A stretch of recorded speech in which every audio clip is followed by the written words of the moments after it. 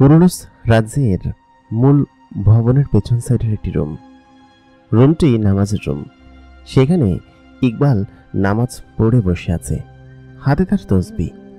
সে আল্লাহর কাছে দোয়া করছে যেন সমস্ত কিছু ঠিকঠাক মতো চলে এবং বিজয় নিয়ে যেন তারা ফিরে আসতে পারে এবং এই পুরো বিশ্বে আবার যেন ইসলাম ধর্ম এবং মুসলিম জিম সাম্রাজ্যকে যেন তারা আবার টিকিয়ে রাখতে পারে। সেই দোয়াই সে নামাজ পড়ে করছে। খানিকক্ষণ বাদে পেছন থেকে একজন রক্ষী এসে বলল কি যে সম্রাট। তিনি তখন বললেন যে তুমি যাও, আমি আসছি। তিনি কিছু বলে সেখান থেকে চলে গেল। ইকবাল সঙ্গে সঙ্গে সেখান থেকে উঠে পড়ল। উঠে দরজাটা সরিয়ে বাইরে বের হয়ে আসলো। বাইরে কয়েকজন রক্ষী দাঁড়িয়ে আছে।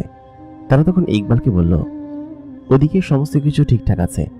আমার ধারণা ওরা সকলে হয়তো মূল রাজ্য পর্যন্ত পৌঁছে গিয়েছে। দুজন দূত এসেছিল, তারা আপনার সঙ্গে যোগাযোগ না করতে পেরে অপেক্ষা করছে। আমাদের কাছে খবর দিয়েছে, দিয়ে অপেক্ষা অনেকক্ষণ থেকে তারপর চলে গিয়েছে। আপনি যে এখানে ছিলেন সেটা আমরা বুঝতে পারিনি। আপনার কক্ষের আশেপাশে অনেকবার খোঁজাখুঁজি করেছি। ইকবাল তখন বলল, আমি এখানে কালকে রাত্রে এসেছি, আসলে ঘুমিয়ে পড়েছিলাম। ফজরের সময় উঠে নামাজ পড়ে তারপর এই তো বসে আছি। তারপর কি খবর বলো? সেখানে থেকে একজন রক্ষী বলল, আন্ডারগ্রাউন্ড অঞ্চল থেকে খবর এসেছে, সেখানে ওরা আজকে চূড়ান্ত লড়াইয়ের জন্য লড়াই করবে এবং ভোরের আলো ফুটতেই ওরা নেমে পড়বে। আন্ডারগ্রাউন্ড এবং উপরের আলো তো আর একই রকম না, সর্বপ্রতি একটি সময় লাগবে এবং এটাই বলার জন্য এসেছিল। আর সমস্ত কিছু ঠিকঠাক এবং সহি সালামত আছে, কেউ আহত হয়নি এবং ওদের মাদারল্যান্ড পর্যন্ত পৌঁছে গিয়েছে। আশা করি সমস্ত কিছু নিরাপদে থাকবে। তাই বলে সেই রক্ষী দুজন সেখান থেকে চলে গেল। ইকবাল তখন হেঁটে তার মূল যে কক্ষ, সে কক্ষের কাছাকাছি আসলো। তখন দেখল মায়া তার ছেলেকে নিয়ে বারান্দায় দাঁড়িয়ে আছে। দাদুকে দেখিয়ে সঙ্গে সঙ্গেই ওমর চলে আসলো দৌড়ে, এসে ইকবালের কোলে উঠে গেল। বলল, দাদু, বাবা কবে আসবেন? ওনাকে তো কতদিন দেখি না আমি, বাবা কোথায় গেছে? ইকবাল তখন বলল, তোমার বাবা আসবে, খুব শীঘ্রই আসবে। হ্যাঁ, তোমার বাবা একটা দুষ্টু লোককে মারতে গিয়েছে, তাকে মেরে খুব শীঘ্রই চলে আসবে। মায়া জানালো, তোমার বাবা খুব শীঘ্রই আসবে বাবা, তুমি চিন্তা করো না তো, চলো খেতে হবে। আব্বা, আপনি খেতে আসুন। তাই বলে মায়া ইকবালকে ডাক দিল। ইকবাল তার নাতিকে নিয়ে খাবার রুমের দিকে চলে গেল। ইকবালের গলা দিয়ে খাবার নামছে না। সে ইচ্ছে করছে নিজে যদি যেতে পারত তাহলে হয়তো ভালো হতো। তার ছেলে, তার বন্ধু, তার আর সকল সেনারা সেখানে কি করছে সেটাই সে বুঝতে পারছে না। সেখানে যদি সে নিজে থাকতো তবে তার বয়স হয়েছে, এখন হয়তো সে যুদ্ধে গেলে আগের মতো আর লড়াই করতে পারবে না, আর বুদ্ধিমত্তা দিয়ে হয়তো সহায়তা করতে পারত। তবে এখানটাও তাকে সামাল দিতে হবে, কারণ অনেক বড় শক্তির একটা উৎস এখানে এখন পর্যন্ত রয়েছে এবং সেটা তাকে নিরাপদে এখানে রাখতে হবে। সেটা সম্পর্কে কেউ জেনে গেলে আসলে বিপদ আছে। ইকবাল খাওয়া দাওয়া করে তার নাতিকে নিয়ে তার নিজের কক্ষে গেল। তার নাতি তার পাশে বসে খেলছে। ওমরের বয়স বেশি না, 7-8 বছর হয়েছে। ওমর আস্তে আস্তে বড় হচ্ছে। ওমরের যেসব কর্মকাণ্ড তা ইউসুফের থেকে অনেক বেশি শক্তিশালী এবং অন্যরকম তাকে ছাড়িয়ে। ও এখন এই বয়সে উড়তে শিখে গিয়েছে। ইউসুফ তো উড়তে শিখেনি তখন পর্যন্ত, সে এবার পাওয়ার পরে উড়তে শিখেছে। তবে ওমরের মধ্যে তার বাবার এবং জিনেদের সমস্ত গুণ রয়েছে এবং সে চাইলেই সমস্ত কিছু করতে পারে। সে উড়তে পারে এবং সে চাইলে এখন খুব দ্রুতগতিতে দৌড়াতেও পারে। তার এরকম ক্ষমতা দেখে ইকবাল মাঝে মধ্যে অবাক হয়, কারণ তাকে নিয়ে যখন গার্ডেনে খেলতে যায় তখন দেখা যায় যে ও উড়ে অনেকটা উপরে উঠে গিয়েছে। ইকবাল তখন তাকে বলে, দাদু ভাই নিচে নেমে আসো, এরকমভাবে উড়ে না, ব্যথা বাবা। তখন ও নিচে নেমে এসে বলে, না আমি পারি, আমি খুব সুন্দরভাবে উপরে গিয়ে নিচে নেমে আসতে পারি। আর মাঠের এক পাশ থেকে অন্য প্রান্তে খুব দ্রুত গতির সঙ্গে চলে যায়। ইকবাল এসব দেখে বুঝতে পারে যে তার মধ্যে এক বিশেষ ক্ষমতা এসেছে তার বাবার শরীর থেকে এবং সেটাই তাকে পরবর্তীতে এই পুরো কুরুলুস সাম্রাজ্যের যুবরাজ এবং রাজা হতে সাহায্য করবে। সেটা ইকবাল খুব ভালোভাবে দেখতে পাচ্ছে। তার নাতিকে দিয়ে তার দিকে তাকিয়ে থেকে এইসব জিনিসই সে চিন্তা করতে শুরু করলো। প্রিয় দর্শক, সকলে কেমন আছেন? স্বাগত জানাচ্ছি জিনের দুনিয়া সিজন 5 এপিসোড নাম্বার 7-এ। আশা করি সকলে ভালো আছেন। বরাবর মতোই কণ্ঠে আমি আরজে ইমরান আপনাদের সঙ্গে আছি এবং আপনারা দেখছেন জিনের দুনিয়া সিজন 5 এবং দ্য মেগা বক্স। আশা করি আপনারা সকলে ভালো আছেন। যারা এখন পর্যন্ত আমাদের চ্যানেলটাকে সাবস্ক্রাইব করেননি তারা অবশ্যই আমাদের চ্যানেলটাকে সাবস্ক্রাইব করে রাখুন। সেই সঙ্গে আমাদের গল্পটা আপনাদের কাছে কেমন লাগছে অবশ্যই কিন্তু কমেন্ট করে জানাতে ভুলবেন না। আমি বেশি কথা বাড়াবো না, তাহলে চলুন সরাসরি আমরা চলে যাই জিনের দুনিয়া সিজন 5 এপিসোড নাম্বার 7-এ। ঘন মাকড়সা বেষ্টিত অঞ্চলের মধ্যে দিয়ে শিখা উড়ে যাচ্ছে। মাকড়সাগুলো শিখাকে দেখতে পাচ্ছে না, কারণ শিখা অদৃশ্য অবস্থায় রয়েছে। যদি ও টের পেয়ে যায় তাহলে ওকে হয়তো ফাঁকা কোনো একটা জিনিস জায়গার দিকে সেখানে তার অবস্থান করতে হবে। যদিও মাকড়সাগুলো তার উপস্থিতি টের পাবে না, কারণ সে খুবই স্মুথলি চলতে পারে আর অদৃশ্য হওয়ার ক্ষমতা খুবই দুর্দান্ত, কেউ টেরও পায় না। এই জন্য শিখা এখন পর্যন্ত অনেক গোপন কাজ করেছে। মাদাফা অঞ্চলে গিয়ে সেখান থেকে খোঁজখবর পর্যন্ত নিয়ে এসেছে। এমনকি এর আগে শিখা ভেবেছিল যে ওইটা মাহাদি, এবং শিখার সেই ভাবনা সত্যি রূপান্তর হয়েছে। কারণ শিখা এর আগে মাদাফার ওই আন্ডারগ্রাউন্ড চেম্বারের লিফট দিয়ে মাহাদিকে আসতে সাহায্য করেছিল। কারণ শিখা যখন ওদিক দিয়ে আসছিল তখন সে বুঝতে পেরে গিয়েছিল যেটা মাহাদি।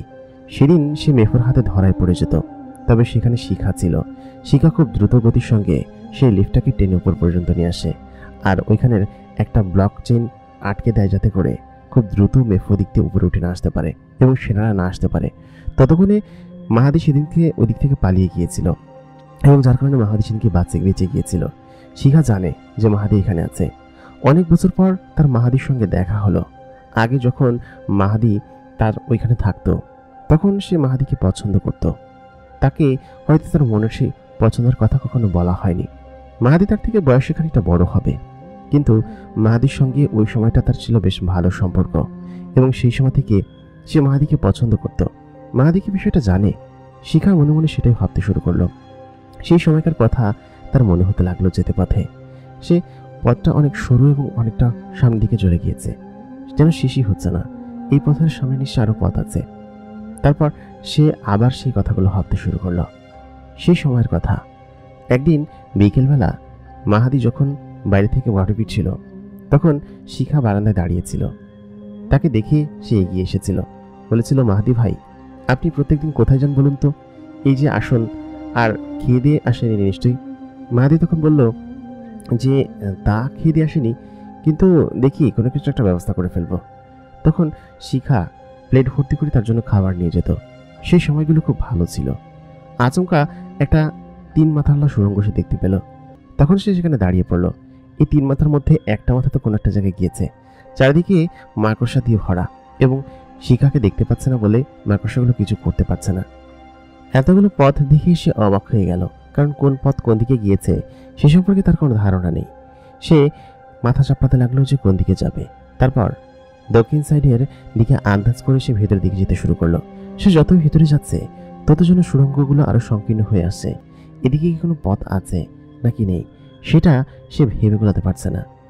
মাহাদি তখনও সেই আগুনের ছন্নের পেছনে বসে আছে, কারণ তার কোনো কিছু করার নেই।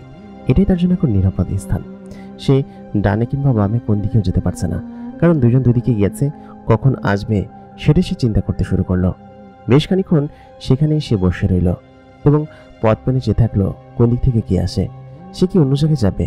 না, সকলের জন্য অপেক্ষা করতে হবে এবং এখানেই বসে থাকতে হবে। তারপর বাকিটা সমস্ত কিছু দেখা যাবে, কিভাবে কি করা যায়। ইউসুফ সেই বড় সুড়ঙ্গের ভেতর দিয়ে ভেতরে ঢুকে গেল। সেই পথটা খুবই অন্ধকার এবং জরাজীর্ণ।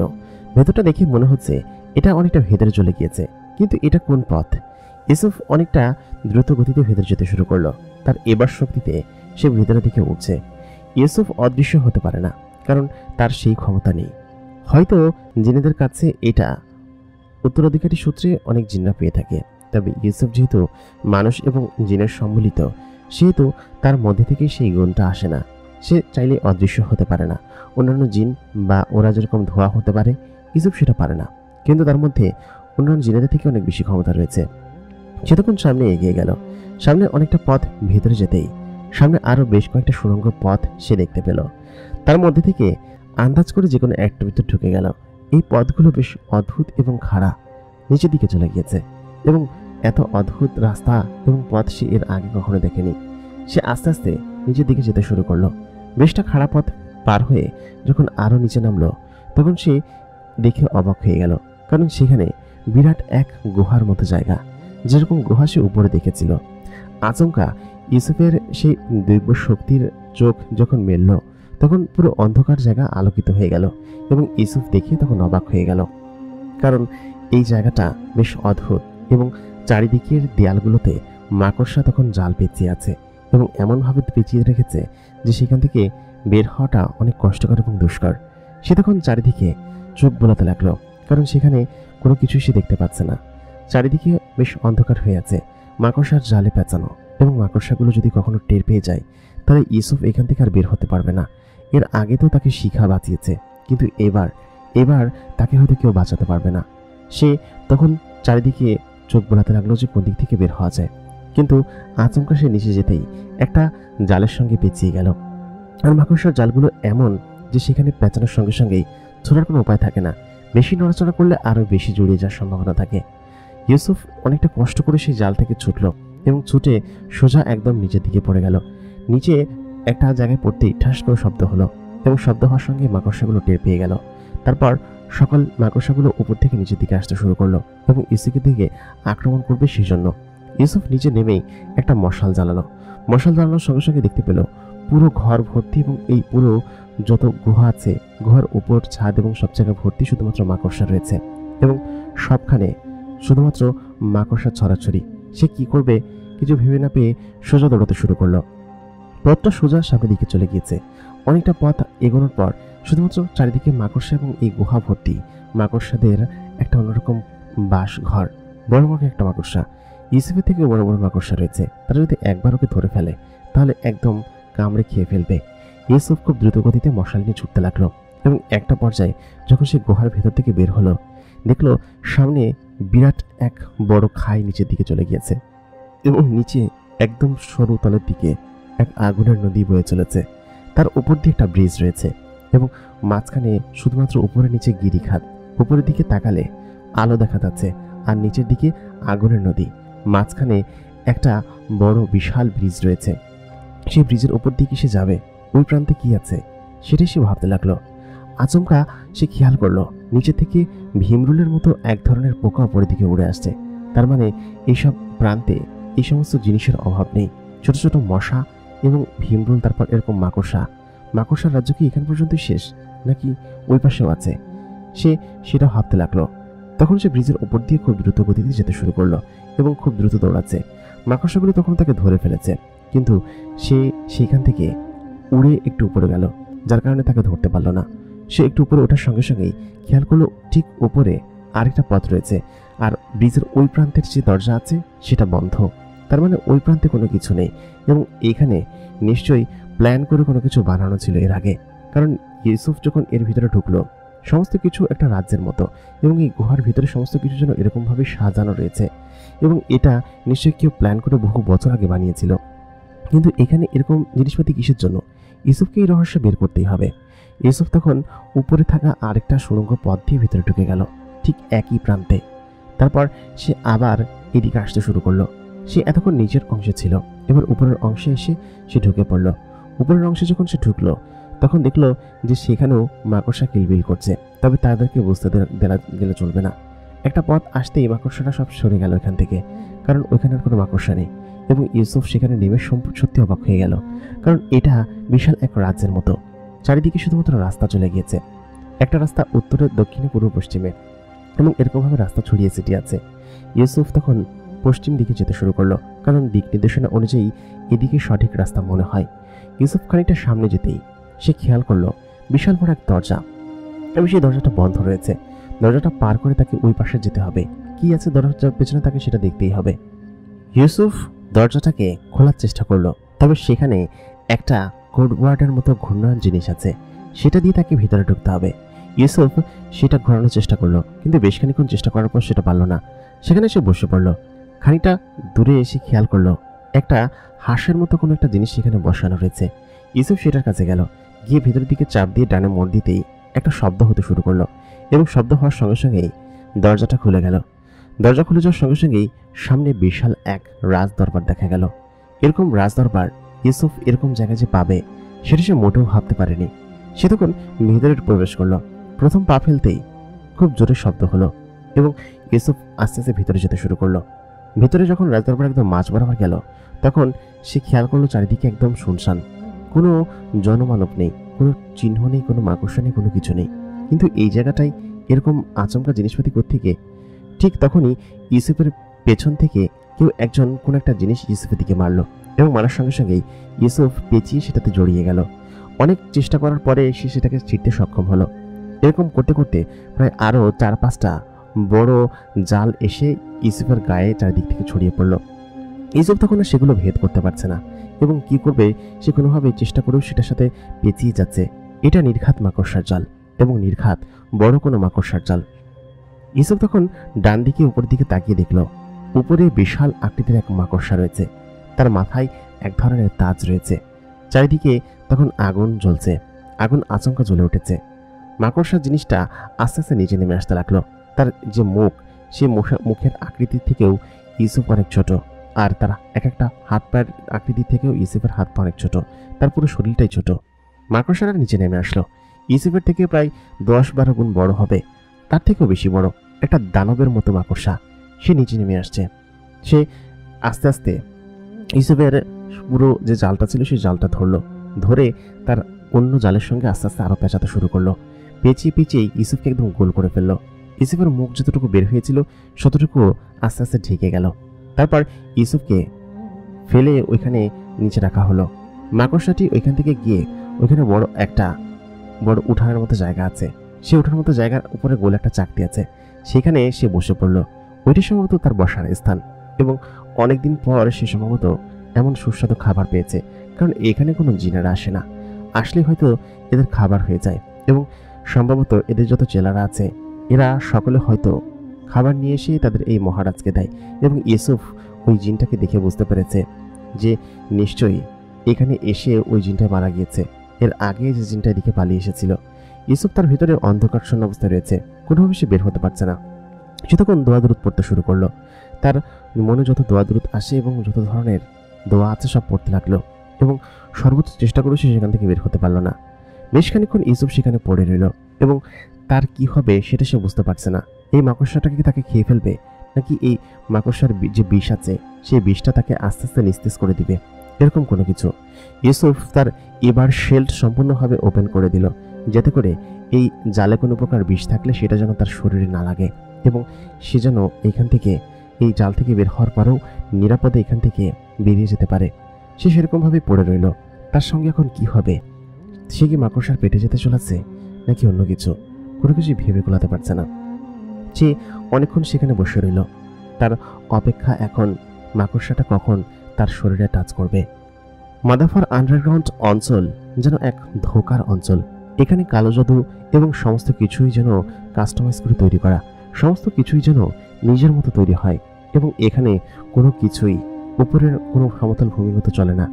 সকলে সেখানে বসে আছে। ফর্টাস এবং রেবেল টিমের মূল সেনা তখন একই জায়গায় দাঁড়িয়ে আছে। ফর্টাসের সঙ্গে সে আলোচনা করতে শুরু করলো। এখন কি আমাদের এগোনো ঠিক হবে, উচিত হবে কিনা জানি না, তবে আমার মনে হয় সামনে যাওয়া উচিত। সামনে গেলে আমরা আলো দেখতে পাবো। এই অঞ্চলতে অনেক সময় পেরিয়ে গিয়েছে, এবং আমার মনে হয় যে ওরা নিশ্চয়ই আমাদের জন্য কোনো ফাঁদ পেতে রেখেছে। আমাদেরকে সরাসরি উপর দিয়ে গেলে চলবে না, আমরা কয়েক ধাপ পেরে তারপর সেখান দিয়ে যাব। সোজা পথে কিছু সেনা পাঠাবো, উপর থেকে কিছু সেনা পাঠাবো, আর ব্যাকআপ শূন্য তো আমাদের থাকবেই। কারণ হচ্ছে ওরা আমাদের জন্য অনেক বড় বড় ধরনের এক ধরনের প্ল্যান করে রেখেছে। আর আমরা সম্রাট ইউসুফের কাছ থেকে যদি কোনোভাবে কোনো কমান্ড না পাই তবেও তো যেতে পারছি না। তিনি যদি না আসি থাকেন তাহলে আমরা যে কি করব? আমরা কি খানিকক্ষণ অপেক্ষা করব? রেবেল টিমের সেনা সদস্য বললেন যে আমাদের সম্ভবত অপেক্ষা করা উচিত, তবে তার কাছ থেকে খবর আসবে কি আসবে না সে বিষয়ে তো আমরা জানি না। আমরা যতটুকু শুনেছি যে আন্ডারগ্রাউন্ড কিং অঞ্চল তারা নাকি দখল করে ফেলেছে, তাহলে তারা এখন পর্যন্ত সেখান থেকে আসছে না কিসের জন্য? তারা যদি আক্রমণ শুরু করে তাহলে তো আমরা বুঝতে পারবো, তাই না? আর আমাদের দূত সমস্ত জায়গায় ছড়িয়ে ছিটিয়ে আছে, ওনারা তখন খুব শীঘ্রই বিষয়টাকে আঁচ করতে পারবেন। তবে কেন আসছে না সেটি তো বুঝতে পারছি না। সেই মুহূর্তে একটা সবুজ আলো তাদের দিকে এগিয়ে আসলো। আলোটা বেশ ধপধপে চলছিল। এটা একটা দূত। তখন সে রেবেল টিমের মূল সেনাকে বলল যে সেনাপতি, খবর আছে। প্রথম খবর হচ্ছে কি, আমাদের আন্ডারগ্রাউন্ড কিং অঞ্চল দখল হয়ে গিয়েছে, এবং তারা অনেক আগেই ওইখান থেকে মাদাফার রাজ্যে রওনা দিয়েছে। তবে মূল সমস্যা হচ্ছে যে তারা এখন পর্যন্ত এসে পৌঁছায়নি। কোথায় গিয়েছে সে সম্পর্কে আমরা কিছু জানি না। তারা যেখানে রওনা দিয়েছে তাতে করে তাদের এখন পর্যন্ত পৌঁছে যাওয়া উচিত ছিল, কিন্তু সেটা কেন হয়নি? আমাদের তাদের জন্য অপেক্ষা করা উচিত। আর তারা কোথায় আছে? ওদিকে হানিফা, আলী, তারপর মাহাদি, ইউসুফ কোথায় আছে আমরা কিছুই জানি না। তাদের জন্য আমাদের অপেক্ষা করা উচিত। তারা মূল সুড়ঙ্গ পথ দিয়ে বের হয়ে আসুক, তারপর না হয় আমরা আক্রমণ করব। কারণ আগে গিয়ে হয়তো আমরা আলটিমেটলি ধরাই খেয়ে যাব। সেটা আমাদের অপেক্ষা করা উচিত হবে আর চারিদিকে দেখা উচিত হবে। ফরটাস তখন বলল, কোনো অপেক্ষা করতে হবে না, সকালের আলো একটু পরে ফুটে আসবে। আর ওরা যদি চায় যে সকালের আলো ফুটাবে না, তাহলে ওদের নির্দেশ সেটা। কারণ হচ্ছে আমার ধারণা মতে সকাল অনেক আগেই হয়ে গিয়েছে, আর ওরা চাচ্ছে না যে কালো জাদু করে আমাদের দেখা দিতে। আর আমরা তো দেখতেই পাচ্ছি, সমস্যা নেই, রাত হোক দিন হোক কোনো আমাদের সমস্যা নেই। আমাদের সমস্ত সেনাটা বিশ্রাম কমপ্লিট হয়েছে না? অন্য এক সেনাপতি বলল, জি ফরটাস, সমস্ত কিছু কমপ্লিট, তাহলে আমরা রওনা দিই। রেবেল টিমের সদস্য তখন বলল যে, ফরটাস পাগল হইও না, একটু অপেক্ষা করো, আমার দূত আসছে, ওই যে দেখেছি আমি। সেই মুহূর্তে সেখানে উপস্থিত হলো রেবেল টিমের সেনা সদস্যের যে দূত, সে বলল কি যে শিখা অমক গুহায় আছে এবং সে সমস্ত তথ্য আমাদেরকে দিয়েছে। সে একটা নতুন লিড পেয়েছে, কিন্তু কি লিড সেটা আমাকে বলেনি, আপনাদেরকে অপেক্ষা করার জন্য বলেছে। এবং সেরকম একটু ছোট্ট বার্তা আমি পেয়েছি, আমি তার কাছে পর্যন্ত যাইনি, আমি চিলের সংবাদ পেয়েছি, সেহেতু এই সংবাদটা আপনার কাছে পৌঁছে দিলাম, আপনারা অপেক্ষা করুন। ফরটাস তখন বলল, দুই পাশ থেকে যেহেতু অপেক্ষমান সিগন্যাল এসেছে, তাহলে আমরা একটু অপেক্ষা করি, দেখি কি হয়, এবং সেরকমভাবে আমরা এগোবো। না হলে তো কোনো কিছু করার নেই, আমাদেরকে এরকমভাবে একটু একটু করে এগোতে হবে। ঠিক আছে, তোমরা সবাই নিরাপদ দূরত্বে সরে যাও আর তোমাদের লোকেশন পরিবর্তন করো, কারণ ওরা নিশ্চয়ই তোমাদেরকে মার্ক করে রেখেছে। লোকেশন পরিবর্তন করে অন্য সাইডে ভাগ হয়ে যাও, আমরা যখন বলবো তখন তোমরা যুদ্ধের জন্য ঝাঁপিয়ে পড়বে, ঠিক আছে? তখন সকলে বলল, জি জি মহারাজ, আমরা যাচ্ছি। তাই বলে সকলের পজিশন নিতে শুরু করলো। আলী এবং হানিফা সকলে ইউসুফের জন্য অপেক্ষা করছে, কিন্তু অনেকটা সময় পেরিয়ে গিয়েছে, ইউসুফ এখন পর্যন্ত আসলো না। মাহাদিও তার সঙ্গে গিয়েছে, তারা কি নিরাপদে আছে নাকি নেই? একজন দূত মাদাফার অঞ্চল এবং আন্ডারগ্রাউন্ড অঞ্চল ওই পাশ থেকে দেখে এসে বলল কি যে ইউসুফ এবং ওইদিকে মাহাদি আন্ডারগ্রাউন্ড অঞ্চলে নেই, তারা কোথায় গিয়েছে কেউ জানে না। বলেছিল যে তাদেরকে আসতে দেখা গিয়েছে, তবে কোন দিকে গিয়েছে কেউ বলতে পারবে না। ওরা তখন চিন্তিত হয়ে পড়ল। তখন আলী বলল কি যে ইউসুফ কি তাহলে চলে গেল পেছনে? এই সমস্ত দেখে সঙ্গে সঙ্গে হানিফা চিৎকার করে উঠল, তোমরা ইউসুফকে চেনো, ও কখনো ফেরত যাওয়া লোক না, ও নিশ্চয়ই আমাদের জন্য কোনো একটা ব্যবস্থা করছে, আমাদের অপেক্ষা করা উচিত। সেনারা তখন বলল যে হানিফা, কখন আসবে উনি? আমরা তো কতক্ষণ ধরে বসে আছি, সেই কতক্ষণ অপেক্ষা করছি। হানিফা তখন বলে উঠল, তোমরা শান্ত হও, তোমরা কোনো কথা বলো না, তোমরা একটু বিশ্রাম করো এবং সকলের অপেক্ষা করো দেখি। আমার ধারণা ওরা অতি শীঘ্রই চলে আসবে এবং নিশ্চয়ই এমন কোনো পথ বের করে নিয়ে আসছে যাতে আমরা খুব সহজে বের হতে পারি এবং আক্রমণ করতে পারি। তোমরা এই বিষয়ে একদমই কোনো চিন্তা করো না, সমস্ত পথ আমরা খুঁজে বের করব আর নিশ্চয়ই খুব শীঘ্রই ও আমাদের দিকে আসবে। তোমরা সকলেই বিশ্রাম করো, যখন আসবে তখন যুদ্ধের জন্য আমরা প্রস্তুত হব। ইউসুফ তখন তার ভিতরে বসে আছে, মাঝখানে কতগুলো সময় পেরিয়েছে সে নিজেও জানে না, কারণ তার এখানে সময়ের কোনো হিসাব মেলানো যাচ্ছে না। বেশ খানিক্ষণ পর সে খেয়াল করলো সে নড়ে উঠেছে, তার মানে মাকড়সা এখানে এসে জালটা ছিঁড়তে শুরু করেছে। মাকড়সাটা এসে তখন জালটা সামান্য ছাড়ালো, ইউসুফের চোখ তখন বন্ধ। ইউসুফ তখনও মারা গিয়েছে কিনা মাকড়সাটা হয়তো তখনও চিন্তিত। সে তখন মাকড়সার সেই জাল ছিঁড়তে শুরু করলো এবং ছিঁড়ে আস্তে আস্তে প্যাচ খুলতে শুরু করলো। ইউসুফকে সে আস্তে আস্তে খুলছে। এতক্ষণে নিশ্চয়ই ভিতরে যে অবজেক্টটাকে সে মেরেছিল সেটা নিশ্চয়ই মারা গিয়েছে, সেইটাই সে চিন্তা করছে এবং অনেকক্ষণ ধরে সে অপেক্ষা করেছে। মাকড়সাদের একটা বিশেষ টেকনিক আছে, তার মধ্যে একটা হচ্ছে জাল পেঁচিয়ে রেখে দেওয়া এবং যখন ক্ষুধা লাগা বা ওই অবজেক্টটা মারা যাওয়া তখন এসে তাদেরকে খায়। এই এক টেকনিকটা হয়তো অ্যাপ্লাই করেছে। ইউসুফ তখন নির্ঘাত নিশ্চিত হয়ে গেল যে এটা নিশ্চয়ই এই মাকড়সাদের সর্দার এবং এই মাকড়সাদের সর্দারই তার কাছে এসে তাকে এরকমভাবে পেঁচিয়ে ধরেছে।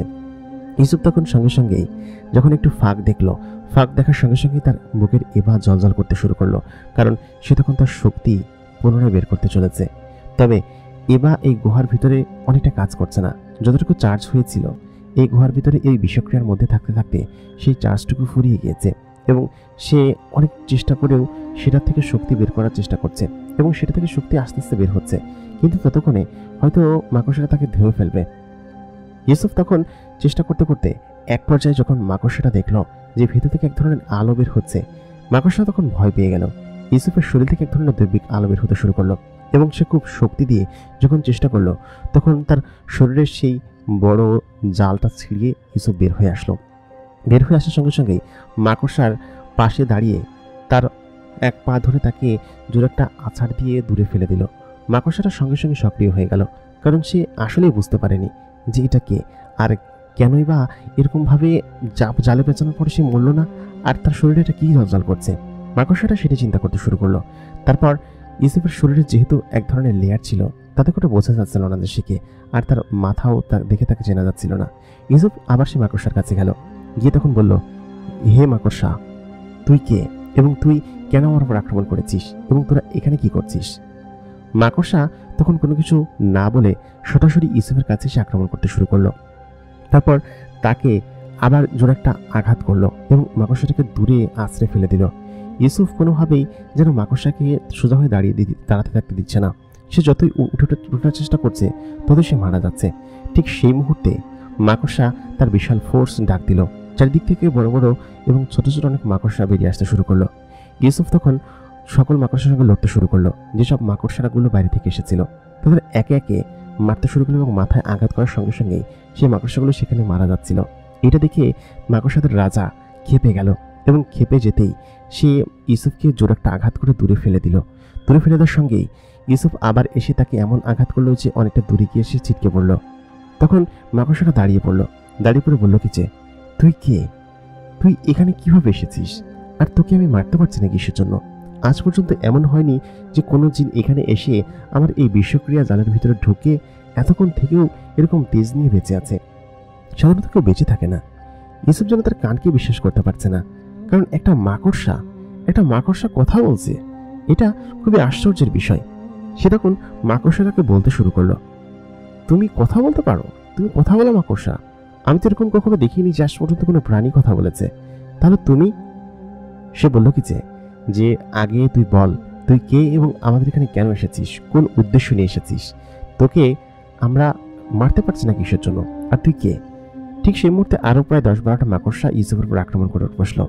ইউসুফ সঙ্গে সঙ্গে উঠে সেই সমস্ত মাকড়সাগুলোকে চেলে দূরে ফেলে দিল, কারণ তার শরীরের মধ্যে একটা অন্যরকম শক্তি চলে এসেছে। মাকড়সাটা তখন বলতে শুরু করলো যে, তুই কে? সত্যি করে বল, তোকে কেন মারতে পারছি না? তাই বলে মাকড়সাটা আবার কাছে এগিয়ে আসলো। ইউসুফ সঙ্গে সঙ্গেই উড়ে ওই পাশে চলে গেল। মাকড়সা কোনোভাবে ইউসুফকে ধরতে পারছে না এবং তার কাছাকাছি যেতে পারছে না। সে কি করবে কিছু ভেবে না হতে পেরে তার গাল থেকে আবার মাকড়সার জালগুলো ছড়তে শুরু করলো, কিন্তু তাতে করে ইউসুফের গায়ে লাগছিল না, কারণ সে উড়ে উপরের দিকে চলে যাচ্ছিল। তারপর সে আবার জিজ্ঞেস করলো, তোকে মারতে পারছে না কিসের জন্য? তুই কে? তোর পরিচয় কি? সত্যি করে বল। সে এক প্রকার রেগে মেগে সমস্ত জায়গা জুড়ে এমনভাবে জাল চেটালো যেন ইউসুফ সেখান থেকে কোনোভাবে বের হতে না পারে, কিন্তু অন্যান্য সকল মাকড়সাটা তাতে করে আটকে গেল।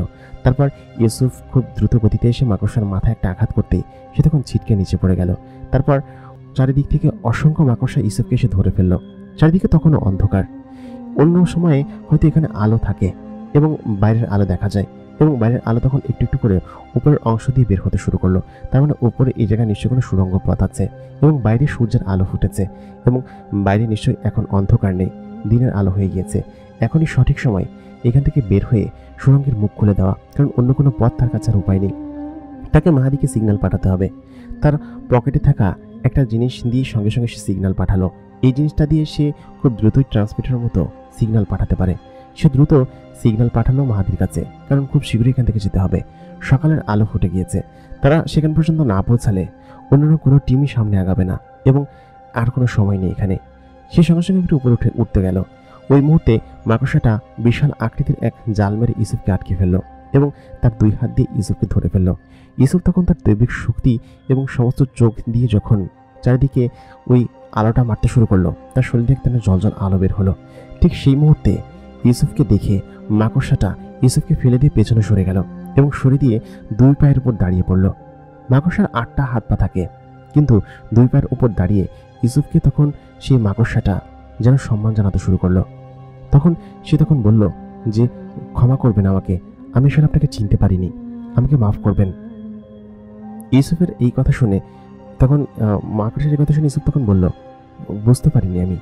ঠিক তখনই সেই মাকড়সাটা ইউসুফকে তার পিঠের উপর বসিয়ে বলল কি যে, আপনি আমাদের যুবরাজ, এই পুরো বিশ্ব জিন সাম্রাজ্যের মহারাজ, সেটা আমি চিনতে পারিনি। আপনার কাছে যে এবা আছে সেটা আমি এতক্ষণ বুঝতে পারিনি, আর আপনাকে চিনতে পারিনি। আমাকে ক্ষমা করবেন, আমাকে মাফ করে দিবেন। আমি সত্যিই বুঝতে পারিনি যে আপনি যুবরাজ এবং আপনি আমাদের ত্রাণকর্তা। কথা বলতে ইউসুফ যেন অবাক হয়ে গেল, কারণ এই এবা সম্পর্কে এরা সম্পর্কে জানে, এরা কিভাবে জানে। তখন সে সেখানে বসে পড়ল। সমস্ত মাকড়সারা শান্ত হয়ে গেল এবং তখন সেই বড় মাকড়সাটা বলে উঠল, এবার সম্পর্কে আমি জানবো না তো কে জানবে? এটা সৃষ্টির সময় আমি ছিলাম, এটা যেভাবে তৈরি করা হয়েছিল সেই সময় আমি ছিলাম। আধিরাজের আমলের সেই সময়ের কথা।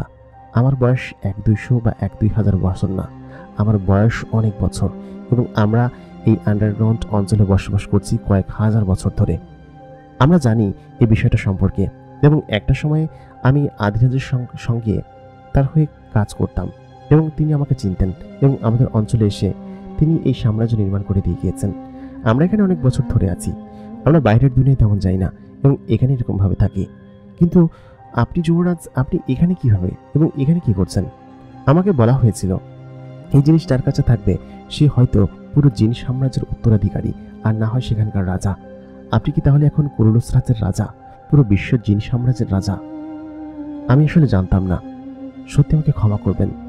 যদি জানতাম তাহলে হয়তো এমনটা করতাম না, এবং এত বছর পর এই এবা দেখে সত্যি যেন আমি নিজেকে পুলকিত অনুভব করছি। চারিদিকে তখন যেন শুনশান এবং সকল মাকড়সাটা থমকে গিয়েছে। ইউসুফ তখন বলতে শুরু করলো, আমি আসলেই বুঝতে পারছি না, আপনারা মাটির এত নিচে আন্ডারগ্রাউন্ড অঞ্চলে আছেন, অথচ তখন সে বলতে শুরু করলো, এবার যখন সৃষ্টি হয়, সৃষ্টি হওয়ার সময় পৃথিবীর সকল শক্তি একত্রে ছিল। আমরা মাটির এই অঞ্চলের রাজা, এবং এখানে আমরা বহু বছর ধরে আমাদের মতো করে আছি। বাইরের দুনিয়া সম্পর্কে আমাদের কোনো ধ্যান ধারণা জ্ঞান নেই। ড্রাগন, মাকড়সা, তারপরে সামুদ্রিক যত জীব আছে, আসমানের জীব আছে, তারপরে তৃণভূমির যত জীব আছে, সমস্ত জীব একত্রিত হয়েছিল সেদিন, যেদিন এই বিশাল শক্তিময় জিনিসটা তৈরি করা হয়েছিল, এবং সমস্ত জিনিস সেদিন এই জিনিসটাকে তৈরি হওয়া দেখেছিল। আমিও সেখানে ছিলাম। তারপর যখন আধিরাজের আমলে সমস্ত জিন শয়তানরা মারা গেল, তারপর এই জিনিসের আর প্রয়োজন হয়নি। সম্রাট আধিরাজ নিজে এটাকে লুকিয়ে রেখেছিল, এবং আমরা তখন আমাদের নিজ সাম্রাজ্যে ফিরে আসি। কিন্তু আপনি এত বছর পর এটাকে নিয়ে এখানে কি করছেন? আপনি কততম সম্রাট এবং কোন রাজার? তখন সে বলল, আমি কুরুলুস রাজ্যের। কুরুলুস ছিল আমার নানা, এবং আমার বাবা এখন পর্যন্ত কুরুলুস রাজ্যের সম্রাট রয়েছে। তখন মাকড়সা বলল, এই রাজ্যের নাম কুরুলুস আগে ছিল না, পরবর্তীতে করা হয়েছে। সেটা সম্পর্কে আমরা ধারণা পেয়েছি, কিন্তু এর আগে এই সাম্রাজ্যের নাম ছিল অন্যরকম। সেটা সম্পর্কে নিশ্চয়ই তুমি জানো। ইউসুফ তখন বলল, হ্যাঁ, কিন্তু আপনি এত কিছু। তখন সে বলল, আমি সব কিছুই জানি, আর আমি কথা বলতে পারি। আমরা জিনকুলের এবং প্রাণীকুলের কিছু প্রাণী আছে যারা এখানে কথা বলতে পারি এবং সমস্ত কিছু করতে পারি, কিন্তু তোমরা। তখন ইউসুফ বলল, আমাদের রাজ্য এখন সংকটাপূর্ণময় অবস্থায়। কারণ হচ্ছে এক নতুন শক্তি,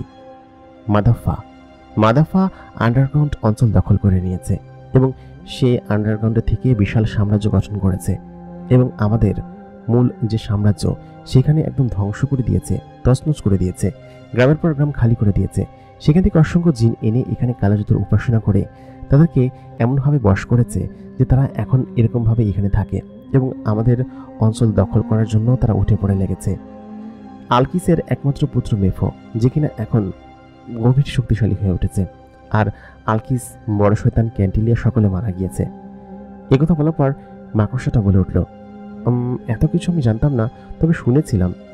আন্ডারগ্রাউন্ড কিং থেকে খবর এসেছিল আমাদের কাছে। আন্ডারগ্রাউন্ড কিংয়ের সঙ্গে আমার মোট ওঠা বসা ছিল। তখন ইউসুফ বলল, আন্ডারগ্রাউন্ড কিং এবং ডাইনি মারা গিয়েছে, কারণ তারা খারাপের সঙ্গ দিয়েছিল। তারা মেফোকে এরকম বড় হতে সাহায্য করেছে, এবং মেফো এবং মাদাফা এখন পুরো অঞ্চল এবং আপনাদের এখান থেকে সামনের দক্ষিণের 15 মাইল উত্তরে একটা বিশাল সাম্রাজ্য গঠন করেছে। আপনিও তো সে বিষয়ে জানেন। তখন মাকড়সা রাজা বলল, আমি সে বিষয়ে জানতাম যে এখানে কোনো জিন সাম্রাজ্য থাকে, তবে তারা যে মাদাফা সে সম্পর্কে আমার ধারণা ছিল না। মাদাফা শেষমেশ এরকম কাণ্ড করে ফেললো। আর মাদাফা সম্পর্কে আমার ধারণা ছিল, কিন্তু এরকম কাজ করবে সেটা তুমি কখনো ভাবতে পারিনি। তখন সমস্ত কিছু সে সেই মাকড়সাকে বলে বোঝালো। বললো কি যে আমরা তো আসলে বাইরে যাই না, আর বাইরে গেলেও ওইসব বিষয়ে আমরা আসলে তেমন হেল্প করতে পারবো না তোমাকে। তবে তোমরা যেহেতু আমাকে বলেছো, সেহেতু আমি তোমাদের সাহায্য করার জন্য কিছু সুড়ঙ্গ পথ দিতে পারি, যেটা তোমাদেরকে হেল্প করবে। এখন তুমি মূলত এখানে কিসের জন্য এসেছো সেটা বলো, আমি সেই বিষয়ে যদি কোনো হেল্প করতে পারি তাহলে তোমাকে জানাবো। তখন সে বললো কি যে আমি মূলত সুড়ঙ্গ পথ খুঁজছি। মূল যে আন্ডারগ্রাউন্ড অঞ্চলে যাওয়ার যে সুড়ঙ্গ, সে সুড়ঙ্গের রাস্তা বন্ধ করে দেওয়া হয়েছে। আমি কোন দিক দিয়ে যেতে পারবো সেটা মূলত শঙ্কিত এবং সেটা জানতে চাই। তখন রাজা বলল যে আচ্ছা ঠিক আছে, এই ব্যাপার, ঠিক আছে, আমি আপনাকে সেদিকে নিয়ে যেতে হেল্প করব, এবং কোথায় কোন সুড়ঙ্গ আছে সেটা আমি এবং আমার চেলাপেলা খুব ভালোভাবে জানে। আশা করি সেটা আপনাদের জন্য হেল্পফুল হবে, এবং আমরা চেষ্টা করব যেন আপনাদের যথেষ্ট পরিমাণ হেল্প হয়। মাদাফা এরকম শয়তানিপূর্ণ কাজ শুরু করবে সেটা আমরা কখনো ভাবতে পারিনি। মাদাফা ছোট থেকে এরকম ছিল, তাকে ছোট থেকে আমি চিনি। তার জন্ম থেকে শুরু করে তার আগের কাহিনী, তার বাপ এই অঞ্চল শাসন করেছে। এই অঞ্চলে তার বাপ যখন ছিল তখন আমরা খুব শান্তিতে ছিলাম, তারপরে আমরা আর বাইরে বের হই না। কারণ হচ্ছে এই অঞ্চলটা ধ্বংস হয়ে গিয়েছিল, সেসব বিষয়ে তো তুমি অবশ্যই জানো, তাই না? তখন ইউসুফ বলল, হ্যাঁ তা মোটামুটি জানি। ঠিক আছে, তাহলে চলুন, আমার হাতে সময় নেই, কারণ বাইরে সূর্যের আলো ফুটতে শুরু করেছে, আমাদেরকে খুব দ্রুত এগিয়ে যেতে হবে। সেই মুহূর্তে সে সেই মাকড়সার পিঠে চড়ে বসলো এবং সে সামনে এগিয়ে যেতে শুরু করলো। মাহাদি তো কোনো খবর পেয়ে তার পর্যন্ত প্রায় পৌঁছে গিয়েছে। ওদিকে শিখা কোনো খবর না পেয়ে সে সুড়ঙ্গ পথ ধরে সামনের দিকে এগিয়ে আসতে শুরু করলো। শিখাকে ততক্ষণে মাকড়সাগুলো দেখে ফেলেছে এবং শিখা খুব দ্রুত গতিতে ছুটতে শুরু করলো। এক পর্যায়ে কয়েকটা মাকড়সা শিখাকে ধরেই ফেললো, কারণ এত মাকড়সার ভিতরে শিখা যেন নিজেকে লুকিয়ে রাখতে পারছিল না, কারণ তার এখানে দম বন্ধ হয়ে আসছিল। সেই মুহূর্তে আচমকা তারা খেয়াল করলো উত্তর দিকে মাহাদি এবং দক্ষিণ সাইডে শিখা। তারা দেখলো বিশাল আকৃতির এক মাকড়সা তাদের দিকে এগিয়ে আসছে। মাহাদি তো কোনো ধরা পড়েনি, কিন্তু শিখা ধরা পড়ে গিয়েছে। শিখার বুক ধরফর করছে, তার মৃত্যু কি তাহলে এই মাকড়সাদের জন্যই হবে? কিন্তু এটা সে মেনে নিতে পারছে না।